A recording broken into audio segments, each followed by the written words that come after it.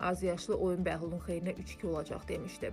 Məlum olduğu kimi Qarabağ UEFA Çempionlar Liqasının əsas mərhələsinin 7-ci turunun oyununda doğma meydanda Eintrachtı son dəqiqədə vurduğu qolla məğlub edib. Ölkə azın məlumatına görə almanların penalti vurmasına səbəb olan Bəhlul Mustafazadə 90+4-cü dəqiqədə stadionu coşdurub. Maçdan sonra isə azyaşlının əvvəlcədən oyunda hesab 3-2 olacaq Bəhlulun xeyrinə deməsi ortaya çıxıb. Bu barədə paylaşım edən Ceyhuna Rızalı bildirib ki, Fatih adlı yaxını oyun başlamamış Bəhlul udacaq dedi, o Bəhluldan forma gözləyir.